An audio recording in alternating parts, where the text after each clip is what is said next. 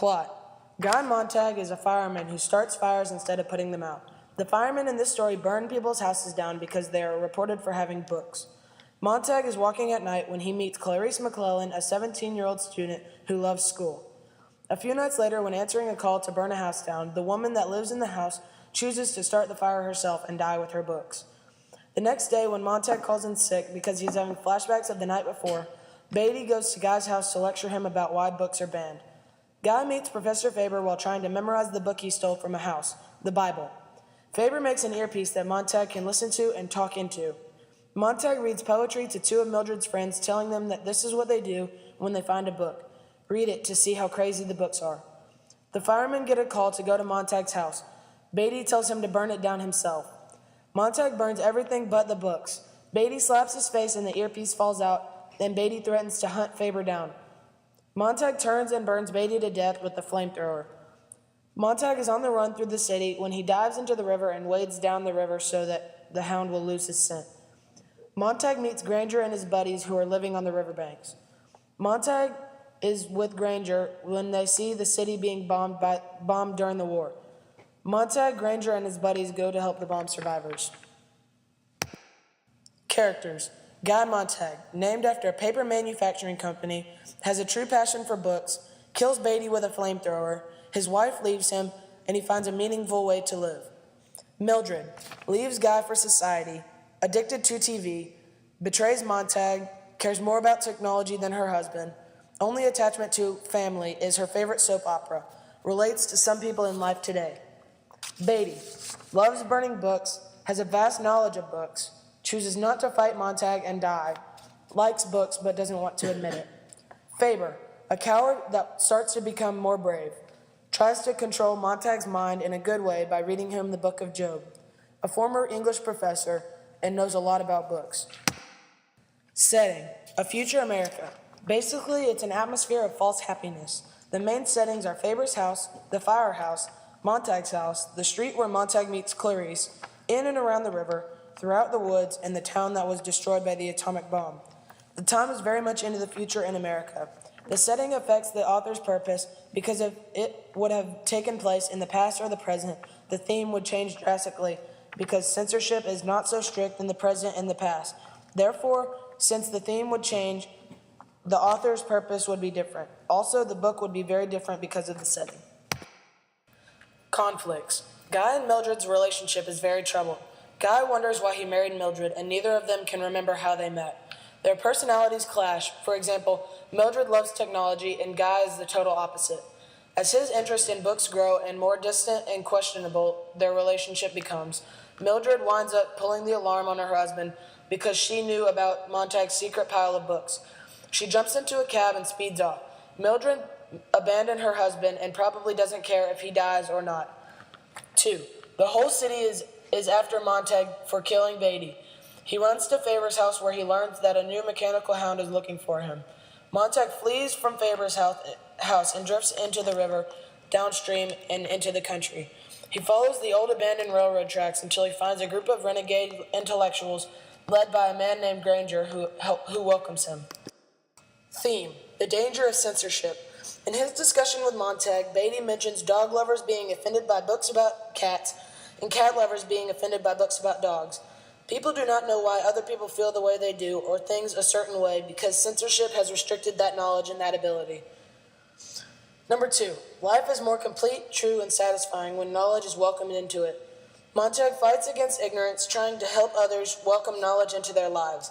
For example, when Mildred's friends comes over, he forces them to listen to poetry. Although they become extremely upset after listening to what he reads, they are unable to experience true emotion. In Montag's view, this emotion will give these women a fuller and more satisfying life. Quotes. Number 1. So it was the hand that started it all. His hands had been infected, and soon it would be his arms. His hands were ravenous. This quote is from The Hearth and the Salamander, refers to Montag's theft of books from the old woman's house. Montag guiltily portrays his actions as an involuntary reflex. He describes his crime as automatic and claims it involves no thought on his part. He blames his hands for several other crimes in the course of the book, and they become a powerful symbol for Montag's instincts of rebellion and will. Montag regards his hands as infected from stealing the book and describes how the poison works its way into the rest of his body. Montag uses the word poison to refer to his strong sense of guilt and wrongdoing.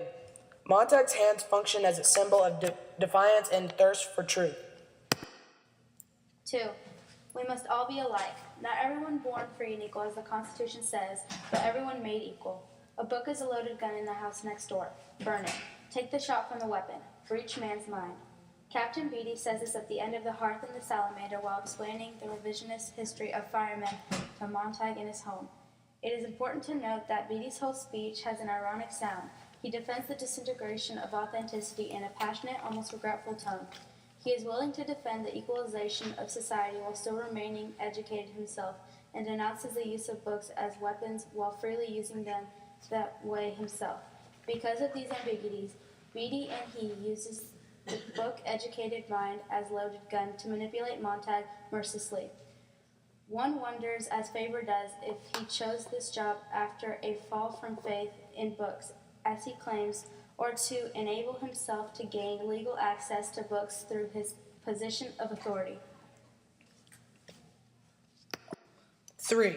Do you know why books such as this are so important? Because they have quality. And what does the word quality mean? To me, it means texture. This book has pores. Faber speaks these words to Montag towards the beginning of The Sieve in the Sand, as he explains the importance of books. Faber tells Montag that it is not the books themselves that Montag is looking for, but the meaning they contain. The same meaning could be included in existing media like television and radio, but people no longer demand it. According to Faber, Montag is really in search of quality, which the professor defines as texture, the details of life that is authentic experience. People need quality information, the leisure to digest it, and the freedom to act on what has been learned. Faber's comments that a book has pores also evokes the sieve in the title, The Sieve in the Sand.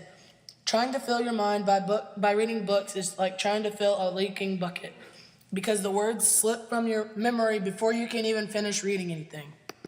4. The sun burnt every day. It burnt time.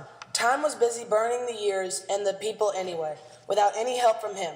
So if he burnt things with the firemen and the sun burnt time, that meant that everything burnt. In this passage, Montag uses the sun as he escapes the city and floats down the river in burning bright. Montag sees the stars for the first time in years, and he finally enjoys the leisure to think that Faber told him he would need in order to regain his life. He starts by considering the moon, which gets its light from the sun, and then considers that the sun is akin to time and burns with its own fire. If the sun burns time, and thus burns away the years and the people, and he and the firemen continue to burn, everything will burn. These thoughts lead him to the conclusion that since the sun will not stop burning, he and the firemen must stop. In these lines, Bradbury repeats the word burning to communicate the sense of revelation that Montag experiences as he considers this, and to subtly suggest that the ex-fireman must now redefine his ingrained conceptions of fire and burning, and therefore his identity and purpose. Technology. Advance predicted accurately. They said that there would be divided highways, which there are, MP3s and iPods. The only far-fetched idea is transforming ears, used for physical control over people, mechanical hounds. Ray Bradbury was born in 1920 in Waukegan, Illinois. As a child, he was always reading and writing, and he was a paper boy in his middle school years. He never went to college. In 1938, he published his first story called Hollerbachen's Dilemma in Imagination Amateur magazine.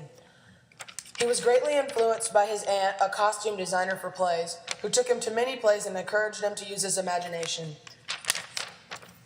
Fahrenheit 451 is his most widely read and his bestseller. He won 3 Academy Awards for his literature, and he won the Prometheus Award.